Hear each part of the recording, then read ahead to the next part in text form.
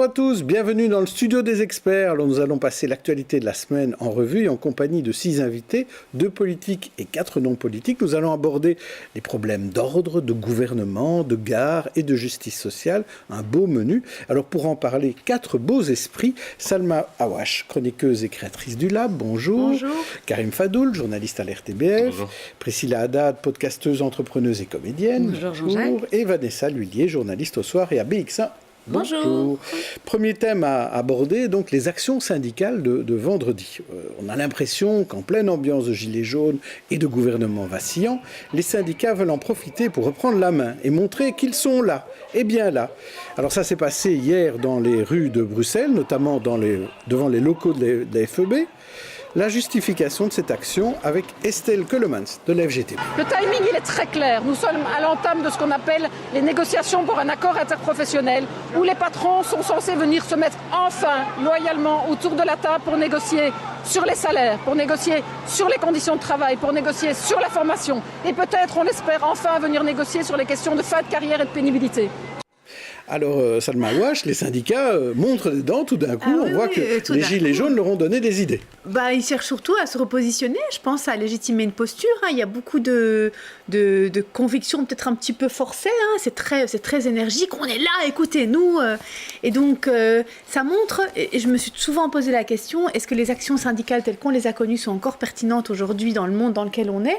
Et on a l'impression que les gilets jaunes ont montré un autre type de communication et d'occupation de terrain. Et que peut-être qu'il faut essayer autrement plutôt que de s'énerver comme ça. Mais bon, elle m'a l'air assez énervée, effectivement. Karim Fadoul. Il y a, je pense, une défiance par rapport aux institutions, et les syndicats représentent aussi une certaine forme d'institution. Ce qu'on constate aujourd'hui, c'est que finalement, les revendications du jour, d'hier vendredi, portaient quelque part sur des matières dont les syndicats parlent déjà depuis la mise en place du gouvernement Michel, le premier, pas le deuxième, gouvernement Michel premier, par rapport aux fins de carrière, aux pensions, aux créditants, au pouvoir d'achat. La lutte contre la fraude fiscale, ça c'est très important. Et donc, quelque part, ils ne font que répéter ce qu'ils disent déjà depuis c'est comme si on ne les avait pas écoutés depuis 4-5 ans. Et on ne les a pas écoutés parce qu'ils n'ont toujours pas obtenu gain de cause. Et les discussions sont toujours en cours. Priscilla Haddad. Moi, je comprends pourquoi elle est énervée. Je trouve que c'est bien. Si les Gilets jaunes ont pu un peu inspirer les syndicats, tant mieux. Effectivement, ça fait longtemps qu'ils en parlent, qu'on se plaint, qu'il n'y a pas de solution. Il est temps que le gouvernement donne des vraies réponses. Et oui, soyons énervés. Enfin, je pense que ça fait du bien. Ne vous énervez pas tout de suite. Non, pas tout de suite. Ce n'est que le début de retiens. Vanessa Lhuillier. Je suis assez d'accord avec ce que Karim disait. En fait, j'ai vraiment l'impression qu'aujourd'hui, les syndicats représentent aussi une forme d'institution et donc les Gilets jaunes sont vraiment contre le système établi. Ils essayent effectivement de reprendre un peu de pouvoir. Mais on voit que, je pense pas que la mobilisation soit aussi forte quand c'est les syndicats qui organisent que quand c'est les Gilets jaunes. On le voit, ça fait plusieurs semaines que les Gilets jaunes continuent à occuper le terrain, alors que les syndicats pas. Et effectivement, ils ont toujours le même discours également depuis le début du gouvernement Michel. On va voir tout de suite ce qu'en pensent nos invités politiques.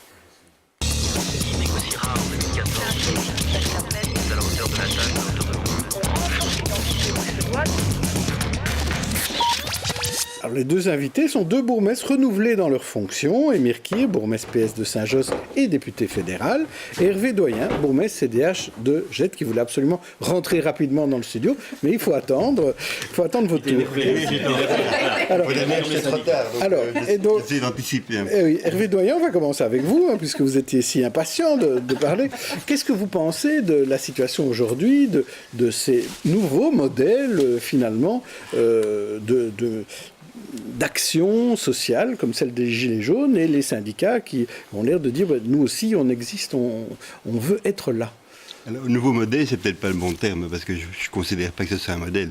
En revanche, c'est une réalité. Il y a une factualité là qui doit, sinon nous inspirer, au moins inspirer de la réflexion, beaucoup de réflexion, et donc n'est pas le dernier à avoir lu les multitudes d'analyses sur le rôle des réseaux sociaux, notamment, qui ont permis ce genre de manifestation. une multitude d'analyses aussi sur le spectre excessivement large de revendications. Ça va de la rage taxatoire à la dénonciation du pacte de Marrakech. Donc on est là dans une espèce de nébuleuse dont on ne saisit pas très bien où est le début, où est la fin, et qui est légitime et qui ne l'est pas. Et donc cette manifestation-là doit au moins nous interroger sur le rôle des causes intermédiaires, et notamment du travail syndical. Voilà. Et cette réflexion-là doit avoir lieu. Je trouve qu'aujourd'hui, clairement, il faut que les syndicats qui ont historiquement un rôle déterminant à jouer dans le contrôle et le dialogue social dans notre pays doivent reprendre une place qu'ils ont un peu perdue. Et ils doivent reprendre une légitimité que, visiblement, ils ont perdue. Donc, ils doivent un peu réinventer, je pense, ils doivent réinventer et le discours et la légitimité syndicale qui, me semble-t-il, ils ont un peu perdu ces dernières années. Est-ce que c'est vrai qu'ils doivent se réinventer, les syndicats, Emer Kier ? Je pense que, comme nous tous, je pense que les politiques d'abord, le syndicat, les associations, tout le monde doit faire un examen de conscience. Moi, je pense que ce qui se passe aussi est affolant. Je crois que nos démocraties sociales sont en crise. Et je ne suis pas étonné que ça parte de la France et de Paris. Je pense qu'ils ont un troisième président, parce que ça fait 3 présidents qui n'incarnent plus le patriarche ou le lieu de recours. On se rappelle de Sarkozy qui s'était détourné de la population. Il y a eu des mots de Hollande qui ont blessé le peuple. Et récemment encore, quand on voit Macron qui dit à un jeune « va de l'autre côté, tu trouveras un travail », il y a quelque chose qui est de l'ordre du mépris. Les gens ne se reconnaissent plus dans le pouvoir démocratique. Et donc je pense que à partir de la France, ça ne m'étonne pas. Mais à côté de ça, c'est le pouvoir d'achat. Je crois qu'aujourd'hui, les gens ne comprennent pas que le monde s'enrichit, mais que c'est simplement 1% de la population qui bénéficie de ces larges richesses. C'est comme si avant, on le comprenait et aujourd'hui, on ne le comprend plus. Mais aujourd'hui, je crois que ce qui s'est passé au cours de ces dernières années inquiète les gens. Les gens, quand ils voient qu'il y a des engagements qui sont pris par les politiques et qui ne sont pas tenus par la suite, ça pose question. Et je crois qu'aujourd'hui, en Belgique, c'est le même problème. J'étais à la manifestation ce matin avec les syndicats. Ce qu'ils demandent, matin, oui, hier matin, c'était la rupture avec la politique qui est menée par le gouvernement. Donc, les gens parlent du pouvoir d'achat parce qu'ils sont touchés aujourd'hui par la crise de plein fouet. Mais est-ce que les syndicats incarnent encore cela ? Parce qu'ils sont quand même rejetés par les Gilets jaunes, par exemple. Oui, mais je pense qu'on est dans un moment en France particulier. Mais en Belgique, si on veut voir ça. En Belgique, on commence à avoir, évidemment, on a eu 2 manifestations. Et une troisième qui se passe aujourd'hui et demain. Je pense que c'est souvent, quand il se passe quelque chose en France, ça se propage en Belgique. Mais en Belgique, je crois malgré tout que les syndicats jouent encore un rôle important, même s'ils doivent se remettre en question aussi. Karim Fadoul. En France, l'année dernière, ils ont eu l'occasion, quelque part, de pouvoir choisir une alternative que représentait en quelque sorte Emmanuel Macron. Et finalement, tous les espoirs ont été quelque peu déçus. Ici en Belgique, on a toujours affaire à une même classe politique, à des partis traditionnels. Vous représentez d'ailleurs des partis traditionnels, le PS, le CDH ex-PSC. Quelle est finalement l'alternative politique à proposer aux gens qui sont dans la souffrance aujourd'hui ? Qui réclament un pouvoir d'achat plus important, qui réclament des solutions sociales. Oui, je pense que vous posez la bonne question. En fait, on n'est pas au pouvoir, ni le PS d'ailleurs, ni le CDH. Qui sont au pouvoir ? À votre niveau local, vous êtes au pouvoir. Non, mais qui sont au pouvoir actuellement au niveau fédéral ? Je vais bien vous répondre au niveau local. Bon, au pouvoir, qui est au pouvoir ? C'est le MR, avec la NVA, le CDNV, l'OpenVLD. Qu'est-ce qu'ils ont fait ? Ils ont augmenté la TVA sur l'électricité. Ils ont allongé le départ à la pension à 67 ans. Ils ont appauvri les travailleurs en faisant le saut d'index et les médicaments ne sont pas remboursés pour un certain nombre de médicaments. Mais pourquoi ils ne sont pas d'accord avec ces mesures ? Alors l'alternative, c'est quoi et c'est qui ? L'alternative, maintenant je laisserai évidemment Hervé pour répondre pour le CDH. Nous pensons que nous sommes l'alternative. Pourquoi ? Parce que nous voulons aller au pouvoir. On veut aller au pouvoir et je pense que le PS a été, je dirais avec d'autres, on n'est pas les seuls, ceux qui ont protégé et renforcé la sécurité sociale quand on était au pouvoir. Et je crois qu'aujourd'hui, plus que jamais, on a besoin d'un gouvernement progressiste au niveau fédéral pour répondre, je dirais, aux problèmes de pouvoir d'achat, mais aussi en matière de climat. On l'a vu aussi en matière de climat. Donc il faut être participationniste, c'est ça que vous voulez dire. L'alternative, c'est de dire il faut être au prochain gouvernement fédéral. Mais est-ce qu'aujourd'hui, est-ce qu'on ne sent pas que c'est plutôt la rue contre les urnes ? Et qu'on a l'impression que certains pensent qu'on obtient plus par la rue que par les urnes ? Je pense qu'il y a effectivement, personne ne pourra nier le fait que les actions qui ont été menées par les Gilets jaunes en France ont permis de dégager 8 à 10 milliards. Et donc là je pense que du côté français, ils sont en retard. Ils n'ont pas senti.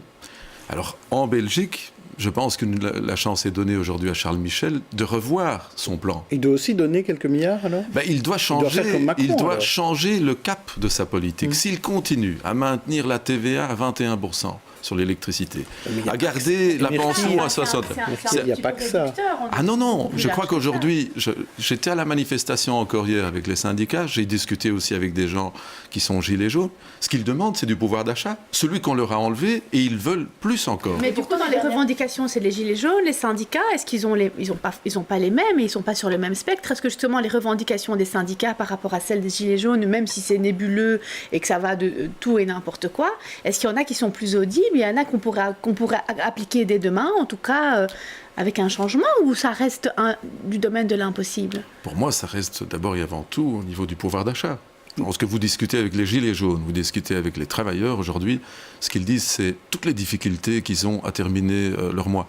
Ils parlent des médicaments, ils parlent de la facture d'énergie. Quand on parle du plan climat, qui est le plus gravement touché par le plan climat? Ce sont les locataires. Ce sont les gens qui habitent dans des maisons où ils doivent parfois consommer énormément d'énergie. Donc ils réclament des gouvernements, des autorités, de l'aide à la rénovation de leurs biens et surtout la réduction de leurs factures énergétiques. Le gouvernement bruxellois, ça fait partie de ses compétences. Et là, vous êtes au pouvoir, là, tous les deux. Donc là, vous pourriez faire quelque chose pour améliorer le pouvoir d'achat. Si vous voulez que je réponde à mon niveau, je veux bien répondre sur certaines mesures, mais j'ai déjà beaucoup parlé. On va laisser Hervé parler, mais je veux bien répondre au niveau local sur toutes les mesures que je prends pour soulager le pouvoir d'achat. C'est très loyal de votre part de proposer qu'Hervé Doyen réponde à une question désagréable. Hervé Doyen. Non, pas du tout. Hervé Doyen va répondre. Mais je réponds pas. Je m'interroge. Je m'interroge. Encore plus loyal. Non, allez, qui suis-je pour avoir des réponses? En revanche, on peut s'interroger, et je trouve que, je pense, que la crise est quand même beaucoup plus grave que ça. On est clairement... Allez, le phénomène des gilets jaunes, il y a un observateur qui dit on a affaire à une jacquerie. J'étais regardé au dictionnaire, je m'étais souvenu comme prof d'histoire d'avoir parlé des jacqueries du Moyen-Âge. Une jacquerie, c'est quoi? Une jacquerie, c'est une révolte. Point. Elle est fondée sur on en a marre. On n'en peut plus. J'ai faim, il y en a marre. Ouais, j'ai faim, j'en ai marre. Voilà. Et je pense qu'il y a une vraie sincérité dans de très très nombreux gilets jaunes français qui se sont révoltés. Quand on les voyait à la télévision, sur France 2 notamment, qu'on les interrogeait sur leurs 900, leurs 850, leurs 1000 euros avec lesquels ils doivent vivre, etc., on a visiblement affaire à une nouvelle pauvreté, à des travailleurs pauvres, à des pensionnés pauvres qui aujourd'hui ne savent plus nouer les deux bouts. Donc là, on parle clairement du pouvoir d'achat. Mais au-delà de cela, quand on dit il faut augmenter le pouvoir d'achat, il faut quand même se poser l'autre question qui a fait aussi descendre 75 000 personnes dans la rue. Est-ce que le modèle productiviste qui consiste à produire pour avoir des sous, pour vivre décemment tout en ne touchant pas au climat, il y a un certain moment, il y a une quadrature du cercle, on n'en sort plus. Et donc il faut se poser... C'est pour ça que je parlais de nébuleuse tout à l'heure. On parle des gilets jaunes. On parle un peu moins de 75 000 personnes, c'est quand même pas rien, 75 000 personnes à Bruxelles, dans un petit pays comme le nôtre, qui descendent de la rue pacifiquement. Non, je ne les oppose pas, mais je dis qu'on est aujourd'hui dans un vrai choix de société.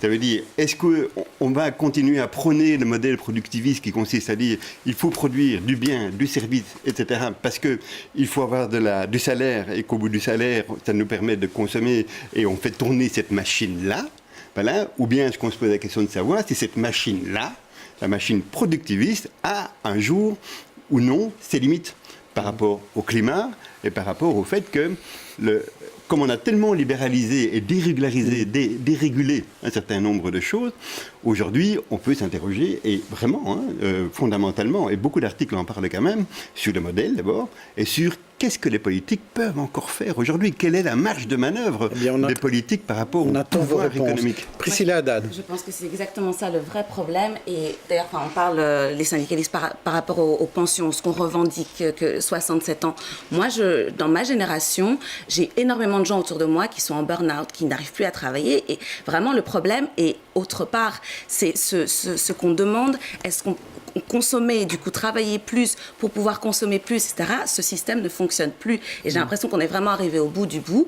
Et en plus, ce qui se passe aussi maintenant, on disait, mais est-ce qu'on a...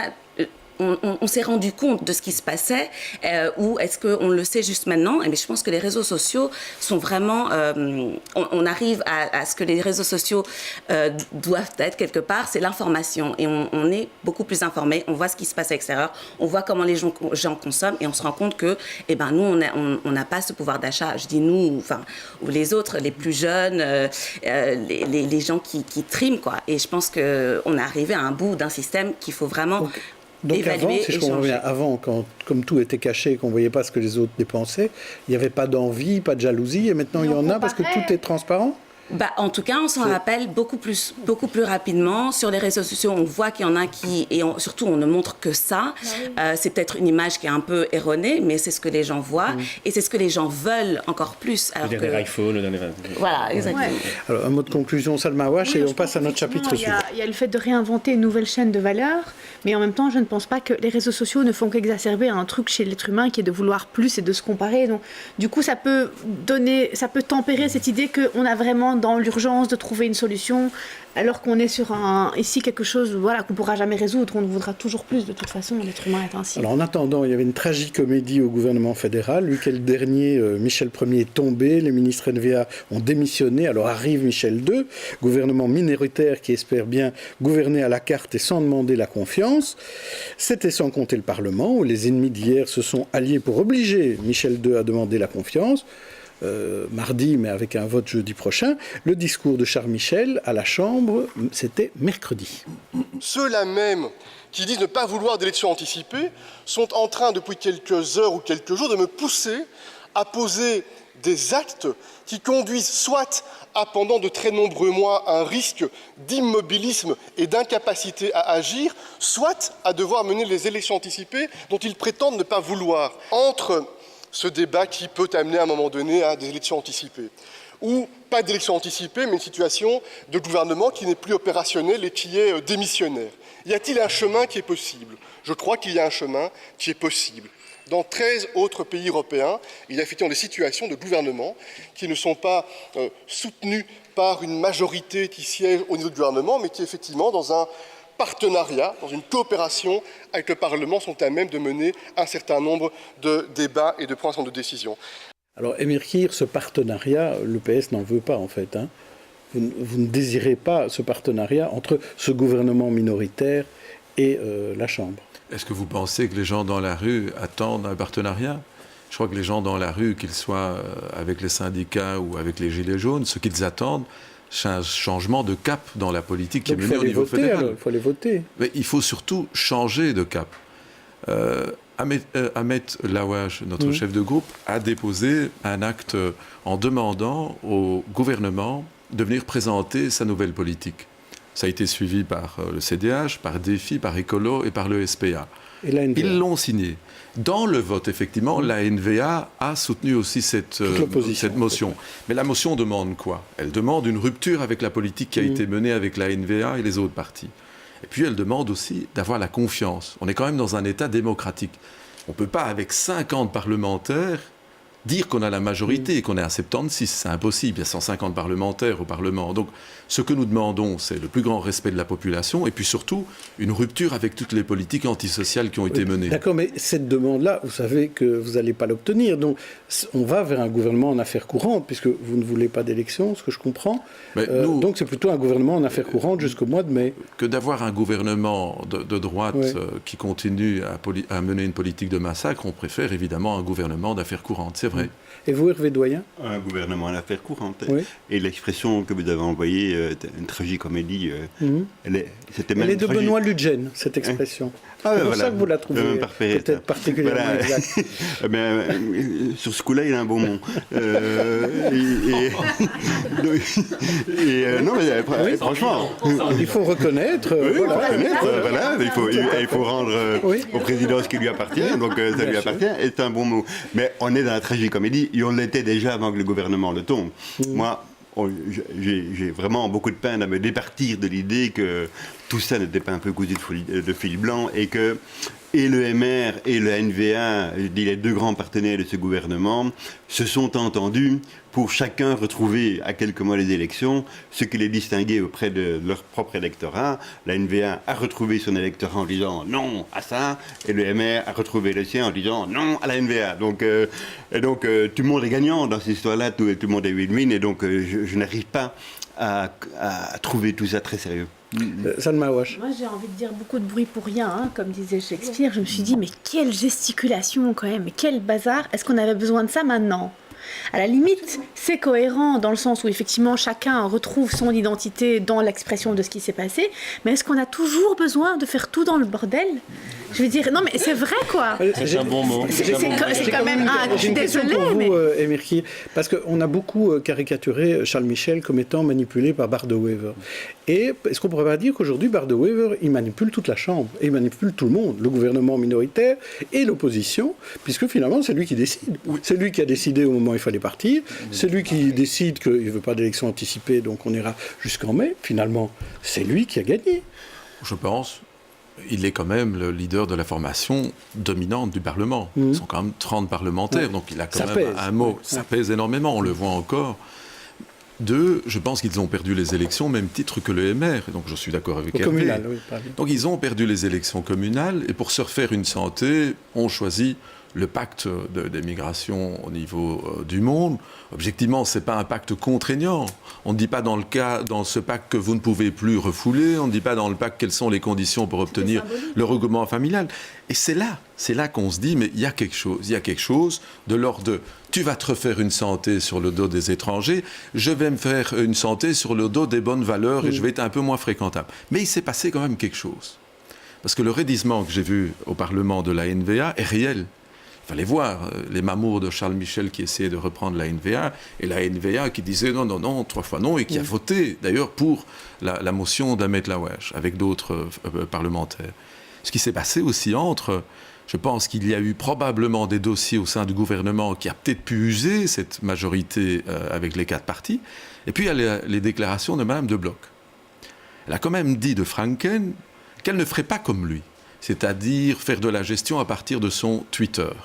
Et elle a dénoncé ces politiques menées par Franken. Et je crois que du côté de la NVA, ce message n'est pas bien passé, mais de notre côté, nous avons apprécié. Parce que, objectivement, Franken, qu'est-ce qu'il a fait ? Vous avez soutenu Maggie de Bloch. Mais dans cette... vous voterez moi, en tout cas, confiance. Non.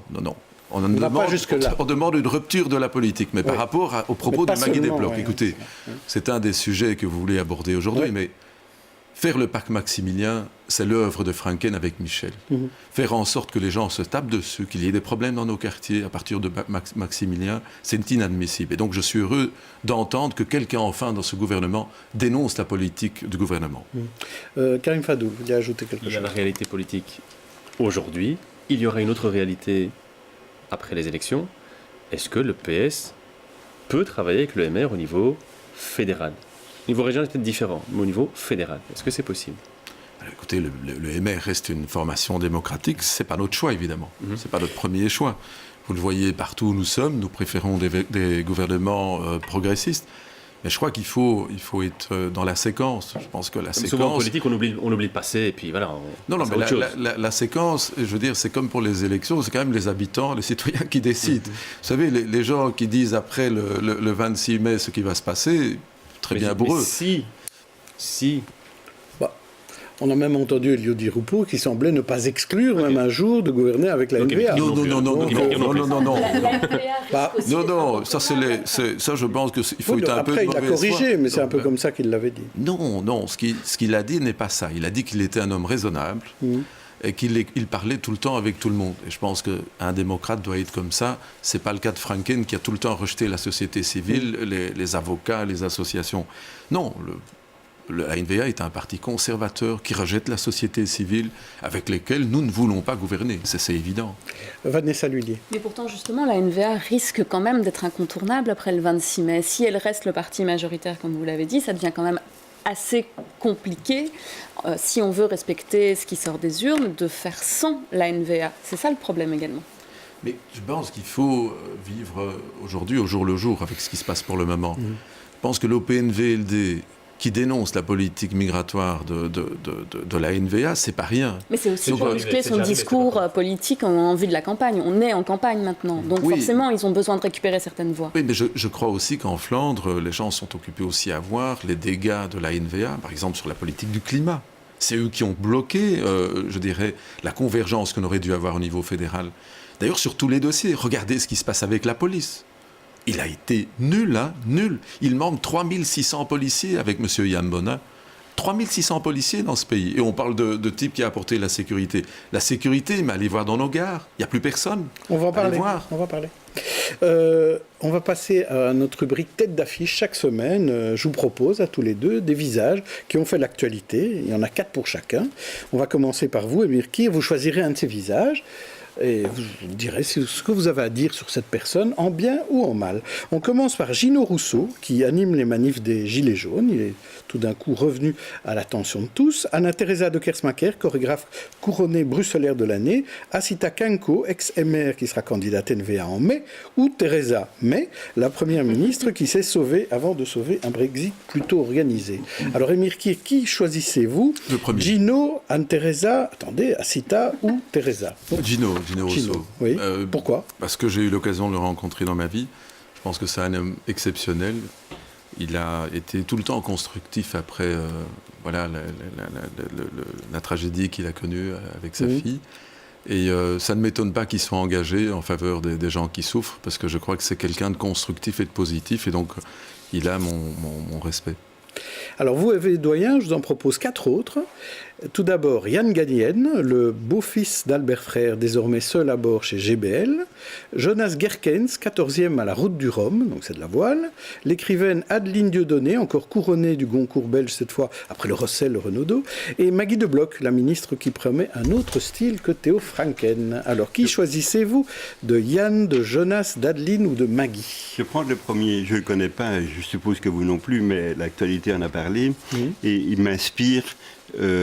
plutôt négativement d'ailleurs, pas le personnage, mais il m'inspire parce que quand on parle des gilets jaunes, comme on en parlait tout à l'heure, quand on parle de fracture sociale, quand on parle de fracture en général, quand on parle de pouvoir d'achat, etc., voilà, un des paradoxes des médias, c'est aussi de montrer comme des success stories de gens qui arrivent à se faire du pognon.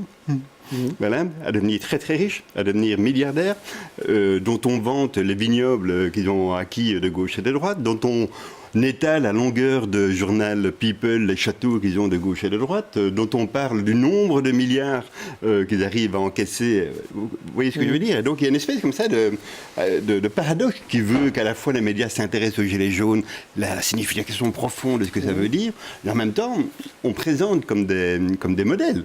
Je veux dire, des gens qui ont réussi à se mettre beaucoup d'argent de manière, je veux dire, capitaliste, soyons bien clairs. Mais, je veux dire... mais Eden Hazard aussi, hein, il se fait beaucoup d'argent en jouant au football. Tout à fait. Donc il ne faudrait pas en parler non plus. On peut en parler, moi je suis à l'aise pour en parler, vous savez, moi j'ai aucune admiration particulière pour les joueurs de foot qui travaille même avec Activis. Oui, voilà, mais ce que le paradoxe il est là. Et il est à la fois paradoxal dans le chef des médias, je veux dire, de traiter de ces deux sujets-là sur un mode un peu, je veux dire, ça c'est du people, hein, le grand patron de Ryanair, ça c'est fort en gueule quand même, bientôt on va voyager debout, et en même temps que... Voilà, c'est pas le meilleur exemple. C'est pas le meilleur exemple. Pendant tout un temps, on en a quand même beaucoup parlé, comme une espèce de success story. Mais c'est aussi un paradoxe dans le chef des gens, des personnes, des gens, qui sont aussi fascinés, je dis d'une certaine manière, par ces parcours. Par la réussite. Par la réussite, voilà. Ce qui est dommage, c'est qu'aujourd'hui, le facteur de réussite, c'est celui d'avoir une montre à... Une Rolex. 1000 euros, une Rolex au bras. Ça, c'est vraiment dommage, parce que c'est le modèle qui est de plus en plus présenté, qui donc font de ceux qui n'accèdent pas à ce modèle des victimes du modèle. Voilà. Et les victimes sont toujours beaucoup bien plus nombreux que ceux qui réussissent. Alors je vais vous proposer 5 affirmations et vous allez me dire ce qui vous énerve là-dedans. Ces 5 affirmations, je crois qu'il y en a, vous allez être d'accord, ça vous énerve. Vous en choisissez une des 5, c'est les mêmes pour tous les deux. Et on va commencer cette fois-ci par Hervé Doyen. La première, c'est Belfius qui abandonne le salaire à l'ancienneté pour faire le salaire au mérite. On ne passe pas assez de repas en famille, c'est une étude qui a prouvé cela. La Flandre pense étendre le ring Est. Hébergeurs acquittés, passeurs condamnés, c'est le résultat d'un procès cette semaine. Et enfin, les Bruxellois qui maîtrisent de moins en moins le néerlandais. C'est une étude réalisée il y a quelques semaines. Alors, Hervé Doyen, qu'est-ce qui vous énerve le plus? Le troisième, pour les raisons assez évidentes, un peu entre guillemets plus personnelles. Oui. La Flandre pense étendre le ring Est. Ça me rappelle le dossier de l'extension du ring Nord, chez moi, donc, qui touche la commune de Gette, la ville de Bruxelles, dont je me réjouis d'ailleurs que le nouveau collège a pris une position un peu plus tranchée, un peu plus claire, un peu plus univoque de ce qu'elle avait pris comme position précédemment sous l'ancien empire, sous l'ancienne mandature communale. Et ce qui m'énerve là, c'est à la fois le modèle de mobilité qui me semble être archaïque, le fait que la Flandre continue à travailler sur un modèle d'encerclement. Donc tout le monde connaît le carcan dans lequel Bruxelles, voilà, on l'a intégré une fois pour toutes, c'est le modèle institutionnel, il est là. Mais ce carcan, de plus en plus, on parle de ceinture, on parle de la Groene Gordel, la ceinture verte, et maintenant vous allez avoir la Betoon Gordel, la ceinture de béton. Et la ceinture de béton, c'est le modèle de ring qu'on a agrandi de plus en plus autour de Bruxelles, qui fait de Bruxelles une région de plus en plus encerclée, mais aussi physiquement encerclée, au sens propre du terme, sans compter que le modèle de mobilité choisi par la Flandre, que je considère comme archaïque et complètement suranné, est un modèle qui pollue la région bruxelloise et qui l'a fait étouffer. Hein, donc, et vous, Émir, qui est parmi ces 5 affirmations, quelle est celle qui vous énerve? Plus que ça, j'ai été indigné parce que j'étais au Parlement au moment où Charles Michel est venu défendre ça. C'est sur base de suspicion de rentrer chez les gens et par rapport aux étrangers. Donc, tout qui était citoyen pouvait faire l'objet d'une visite par la police sur base d'une simple suspicion. Donc c'est la fin de l'état de droit, c'est la fin des libertés. Et donc ce gouvernement a été dans cette direction avec la NVA. Le MR a fait ça. Pour finir, ils ont été sur le côté, les juges, les magistrats, la société civile, on a dû bouger. Et voilà, je pense qu'il y a des juges sur lesquels on peut encore compter. Je les salue parce que je pense que il faut un peu se mettre aussi à la place de gens qui souffrent, qui sont parfois en difficulté. Et je voudrais remercier les Belges qui parfois hébergent des gens en difficulté. Ce sont des gens humanistes qui prennent des risques devant un État qui utilisait tous les moyens vraiment pour leur faire peur. Et donc ces décisions sont vraiment à saluer. Alors manifester, c'est bien, c'est la liberté d'expression. Parfois c'est difficile à gérer, surtout quand on annonce plusieurs événements concomitants, comme ce week-end, beaucoup de manifs. Reportage, Katharina Le Thor et Nicolas Kenartz. Une manifestation interdite par les autorités, mais encouragée par ses organisateurs. Et nous n'allons pas laisser ça, comme ça il y aura une suite. Sur les réseaux sociaux, le message est passé, les commentaires affluent. Nous viendrons, nous serons là, bien sûr que nous serons présents. Et on le voit sur les réseaux sociaux, l'appel à se rassembler dimanche se poursuit malgré l'interdiction. Et puis on vient tout juste de l'apprendre, les organisateurs de cette marche contre Marrakech ont annoncé que la marche était maintenue malgré l'interdiction. Cette interdiction, elle est donc émise par Philippe Claus et Rudy Vervoort, suite notamment à des commentaires racistes, virulents, des commentaires qui appellent à la casse dimanche. Je vous propose d'écouter Philippe Claus à ce sujet. On a jugé que ce n'était pas acceptable d'autoriser cette manifestation, qu'on risquait de gros incidents, qu'on allait avoir vraiment des moments très compliqués. Et en plus, le déversement de haine qu'on a vu sur les réseaux sociaux, les personnes qui étaient là, venaient pour casser Bruxelles. Et ça, c'est inacceptable. Une interdiction saluée par la plateforme citoyenne de soutien aux réfugiés qui, malgré tout, a dû prendre ses dispositions pour éviter les heurts. Il y a des incitations au meurtre, des incitations à la haine, des propos xénophobes, racistes. On parle d'humains en termes de singes, etc. C'est ultra violent. Donc l'interdiction, elle est plus que nécessaire. Et le fait qu'elle ait été prise sur les 19 communes est une très bonne nouvelle. Une bonne nouvelle, pas forcément pour tout le monde. Car ce week-end, une vingtaine d'événements Facebook appelaient au rassemblement. Une manifestation pour le climat notamment devait fédérer 2000 participants. Elle est interdite. Elle aussi. On détourne complètement l'attention des vrais enjeux avec cette question Marrakech, pas Marrakech, chute du gouvernement. Alors qu'aujourd'hui, il y a des enjeux qui sont de justice sociale, de justice climatique, qui sont complètement mis de côté dans l'agenda politique. Et ça nous semble extrêmement problématique. Et on voit qu'aujourd'hui, l'extrême droite se sent pousser des ailes. Toute manifestation interdite dimanche dans les 19 communes bruxelloises.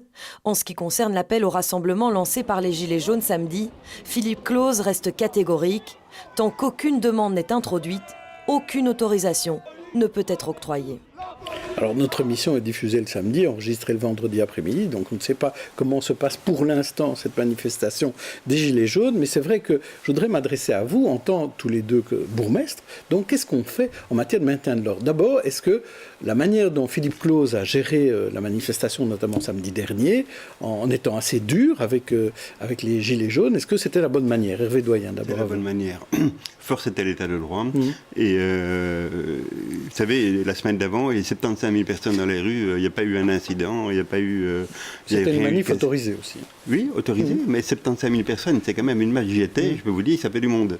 Voilà, il n'y a pas eu d'incident. Ici, quand vous avez des gens qui ne sont pas des Bruxellois, il faut quand même le rappeler, dont on connaît, je veux dire, à la fois l'obédience, ont manifestement l'envie d'en découdre avec Bruxelles, avec la symbolique de Bruxelles, avec les populations d'origine étrangère, avec les réfugiés, avec le parc Maximilien, etc. Vous parlez de la manifestation d'extrême droite de dimanche. Exact. Oui. Mais Émir Kir, sur la manifestation des Gilets jaunes, c'est la bonne manière de faire des arrestations administratives, préventives? Mais vous savez, vous n'avez pas ici une manifestation qui est organisée par une instance, par une association, un comité. Il n'y a personne derrière. Et donc, mettez-vous à la place de n'importe quel bourgmestre de la ville, tout le monde doit prendre les mesures. Donc moi aussi, je pense que Philippe a fait un excellent travail, sa police également. Et donc, c'est jamais facile quand on n'a pas d'interlocuteur par rapport aux chemins qui doivent être empruntés, par rapport à la responsabilité dans l'organisation de la manifestation. Et donc ici, ça va être un week-end pas simple, hein. Pas simplement pour la ville de Bruxelles. Moi, je pense aussi à Saint-Josse, parce que nous, lors de la première manifestation des Gilets jaunes, moi, j'ai été témoin de comportements inacceptables à côté des centaines de gens qui sont venus pour manifester, puis sont retournés à la gare. Vous savez, des gens qui sont venus casser du policier. Et ça ne va pas. Et moi, j'ai été témoin, ça se passait devant chez moi. Écoutez, c'est vraiment affolant. Vous savez, quand vous voyez des gens cagoulés, ça n'inspire pas la sérénité. On a un vrai problème. Et donc, il y a un moment, il faut prendre des mesures. Mais sur les mesures de confinement, je pense qu'on devrait encore aller plus loin et les adapter mieux.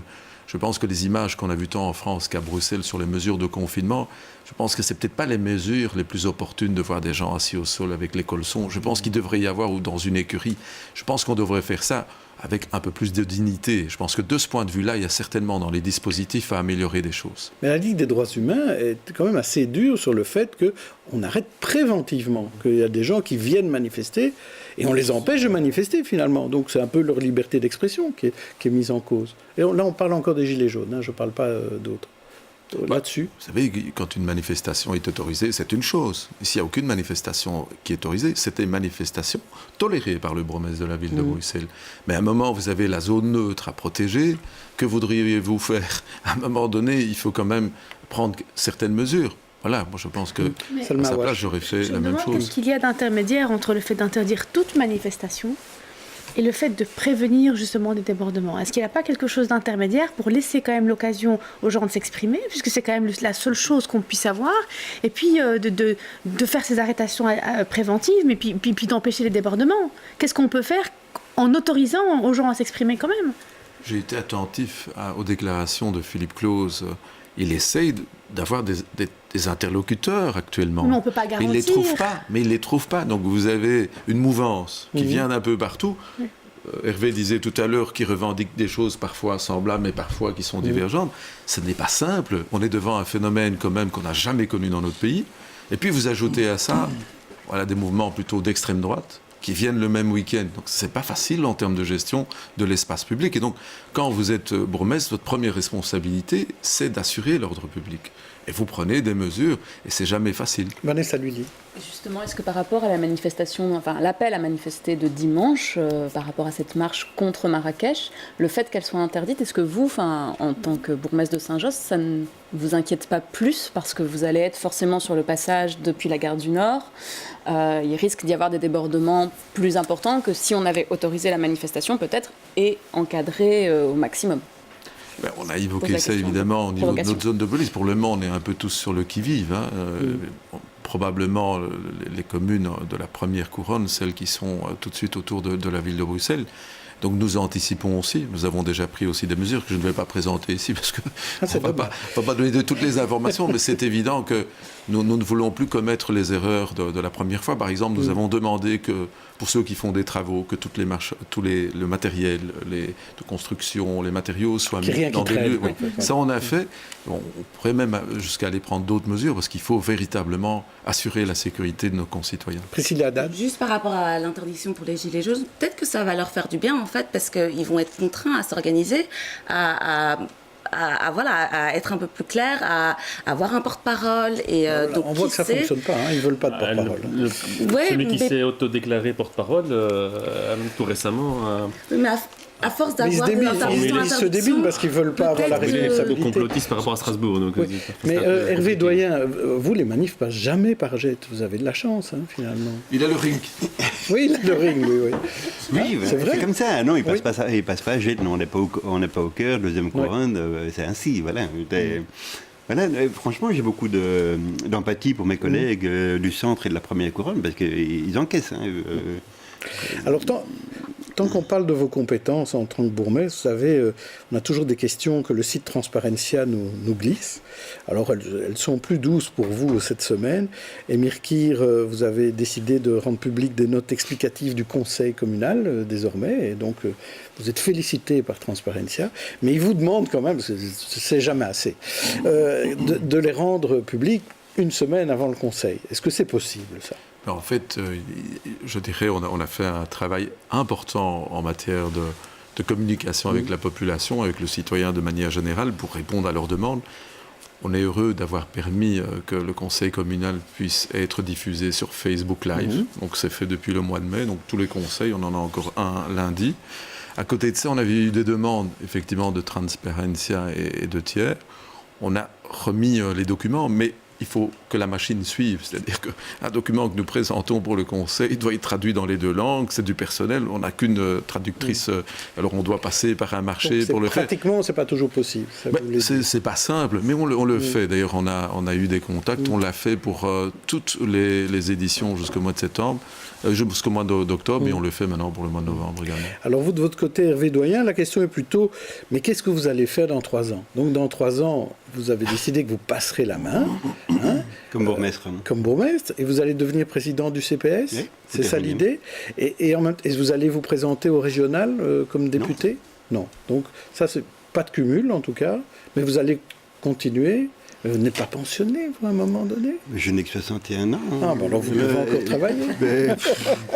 Vous me faites rire, vous. Vous avez déjà vu l'âge de mes collègues ? Posez leurs questions. Mais en restant au CPS, justement, c'est pour pouvoir avoir encore un œil sur le collège, votre successeur.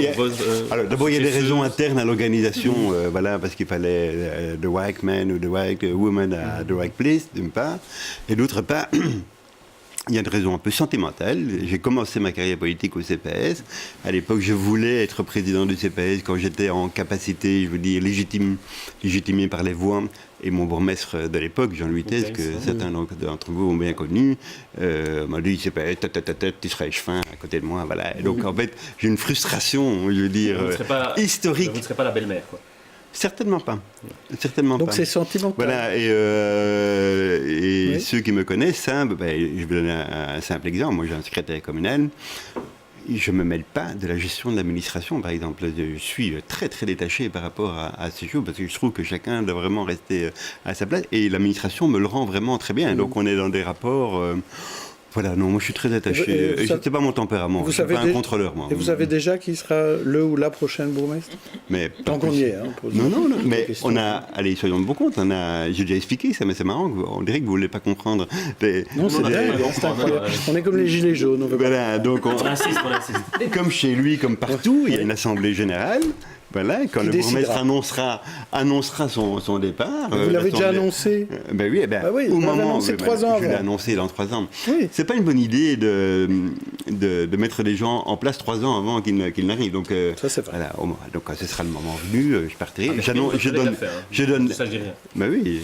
Il fait ce qu'il veut. La semaine dernière, j'avais posé une question à Ahmed Laouej concernant une instruction judiciaire pour un marché public passé par les gestionnaires du musée du chocolat à Kuckelberg.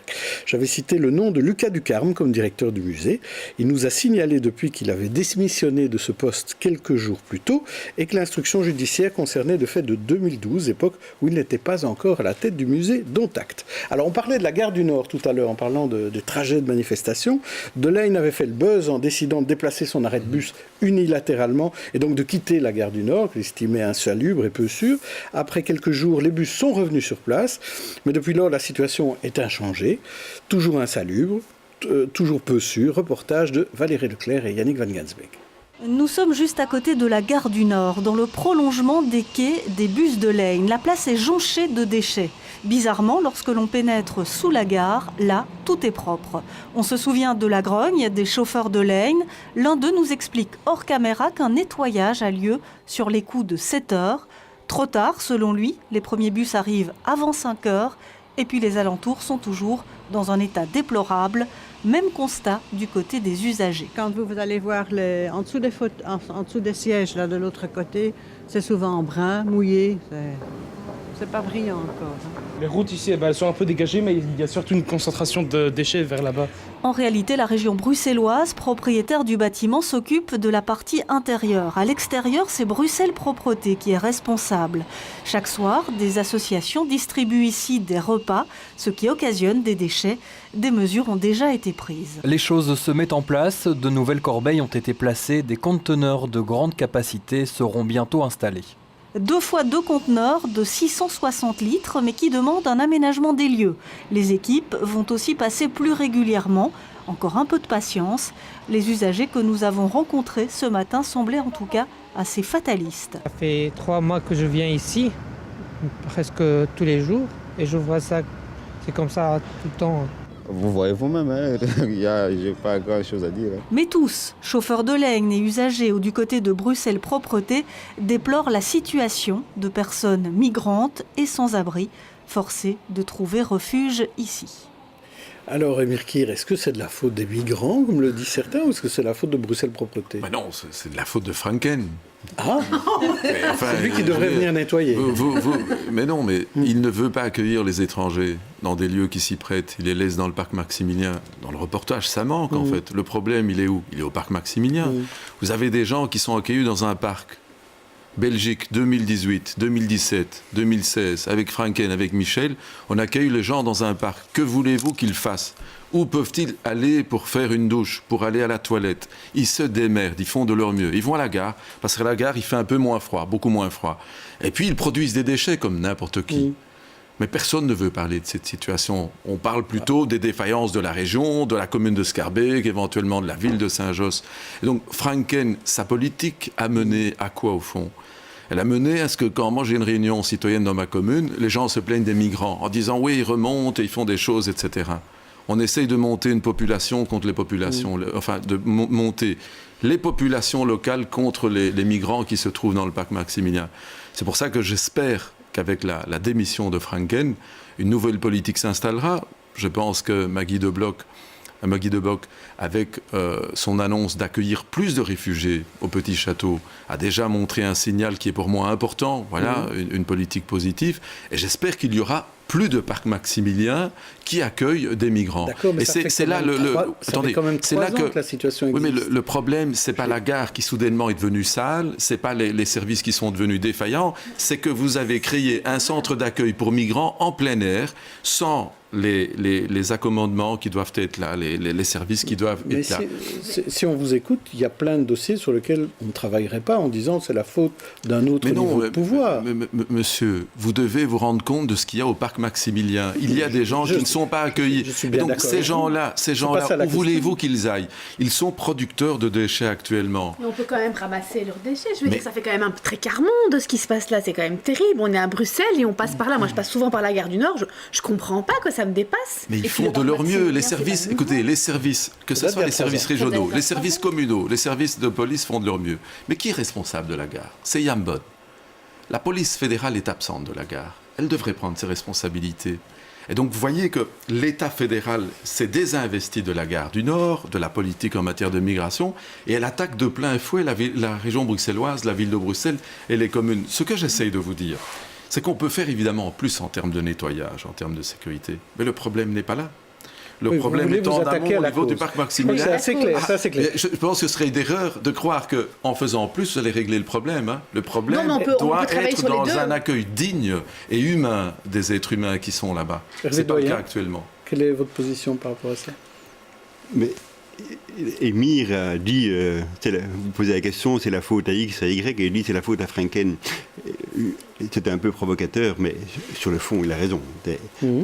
On crée les conditions du conflit, et puis on s'étonne quel conflit. Donc voilà, et donc clairement, depuis 3-4 ans, ce gouvernement a créé les conditions de la tension sociale qu'il y a autour de la gare du Nord au parc Maximilien. Mais en nettoyant pas, est-ce que finalement on lui donne pas raison? Ça c'est un autre problème. On est clairement, c'est un bel exemple, un beau cas d'école de la complexité institutionnelle de la région bruxelloise, où là c'est machin qui nettoie, au-delà c'est trucs, et puis on est là-dessus, on est d'accord. Hein.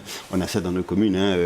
Une voirie régionale c'est la BP qui nettoie, la voirie à côté c'est la commune qui nettoie. Mais si c'est un parc, c'est peut-être Bruxelles Environnement qui doit nettoyer. En revanche, s'il y a des rails qui passent, c'est peut-être bien la STIP qui doit faire entre les rails. Donc, clairement, il y a matière à travailler là-dessus. Il y avait une conférence hier midi sur la gouvernance. Donc, il y a beaucoup d'idées qu'on peut encore. La région bruxelloise est un enfant jeune qui ne date que de 89, quand même. C'est pas. Quand même 30 ans. Hein. Oui, mais qu'est-ce que c'est? C'est plus un enfant. Oui, mais enfin, c'est un... Il faut encore des métiers. Je sais pas, vous vous souvenez quand vous aviez 30 ans quand même, Hervé Doyen. Vous savez, moi je suis un chrétien, moi je crois à l'éternité. Donc, pour moi, c'est sur la longueur que les choses se font. Voilà. Mais en revanche, la situation causée, ça y est, j'ai mes deux grandes filles. Je suis très fier d'elles parce que mon aînée est étudiante en droit et elle a créé une ASBL avec l'ULB et l'UCL d'étudiants en droit qui viennent en aide aux migrants. Donc elle est sur le parc Maximilien tous les week-ends, elle va voir, etc. Et je serais vraiment... c'est gai d'avoir des jeunes comme ça. Et mon autre fille travaille au SAMU social. Et donc, comme travailleuse, hein, elle n'est pas directrice, hein, elle travaille de terrain, maraudeuse depuis 7 ans. Toutes les deux me rapportent des situations, comme Émile vient de le faire, des situations qui sont juste insupportable. Ce n'est pas possible que dans un pays, on puisse laisser faire des choses pareilles. Alors, vous avez droit à un mot, Vanessa Lhuillier. Oui, ça va être court. Oui. Juste pour dire, il y a quand même une responsabilité de la région bruxelloise, parce que là, on ne découvre pas la situation. Comme vous disiez, ça fait 3 ans que le parc Maximilien il est là, et que donc il y a cette production de déchets. D'un seul coup, on en parle. Pourquoi? Parce que la Flandre fait de nouveau du chantage. C'est la Flandre qui va faire son chantage. Et aussi pourquoi? Parce que la région bruxelloise n'a pas examiné ces demandes également avant. On passe au coup de cœur à présent.